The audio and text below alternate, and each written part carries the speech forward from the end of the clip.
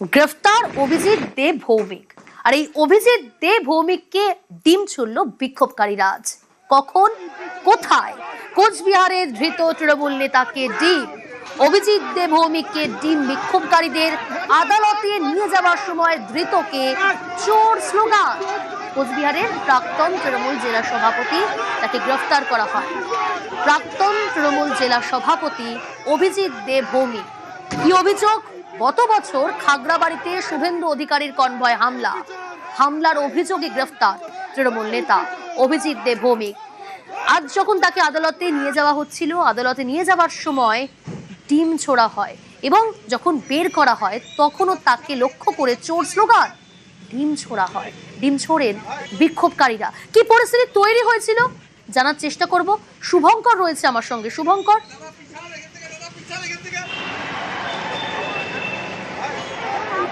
হ্যাঁ প্রিয়াঙ্কা, দেখো তোমাকে জানিয়ে রাখি, গতকালই কিন্তু একাধিক অভিযোগে কোচবিহার জেলা তৃণমূলের প্রাক্তন সভাপতি অভিজিৎ দে ভৌমিককে গ্রেপ্তার করা হয়েছে। আজ তাকে যখন আদালতে তোলা হয় সে সময় কিন্তু বিজেপি কর্মীদের পক্ষ থেকে বিক্ষোভ দেখানো হয়, তাকে লক্ষ্য করে ডিম ছোড়া হয়। এই ঘটনাকে কেন্দ্র করে কিন্তু দফায় দফায় উত্তেজনা ছড়িয়ে পড়ে। আমরা এখন আদালতের সামনে দাঁড়িয়ে আছি।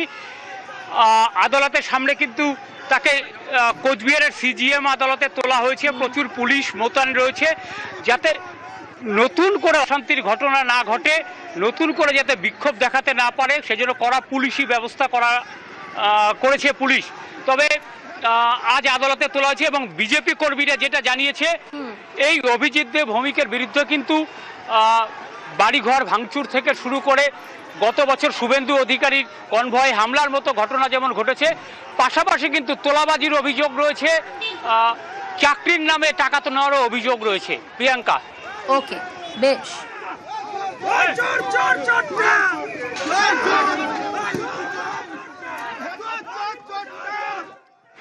উনি তৃণমূল কংগ্রেসের জেলা সভাপতি ছিলেন এবং বিধানসভা ইলেকশনের আগে বিধানসভা বর্তমান অধ্যক্ষ যিনি আছেন রথীন্দ্রনাথ বোস, তার প্রচারের গাড়ি উনি শীতলকুচিতে আটকেছেন, মাথাভাঙ্গায় আটকেছেন।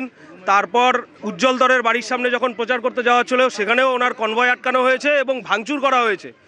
এর আগেও আমাদের বর্তমান মুখ্যমন্ত্রী শ্রী শুভেন্দু অধিকারী তিনি খাগড়াবাড়িতে ভিজিটে এসেছিলেন, সেই সময় ওনার উপরে প্রাণঘাতী হামলা করা হয়েছিল এবং সেই হামলার মাস্টারমাইন্ড একজন গ্রেফতার হয়েছে এবং হিপ্পি আরেকজন মাস্টারমাইন্ড। একে যে গ্রেফতার করা হয়েছে, একে যাতে সহজে ছাড়া না হয়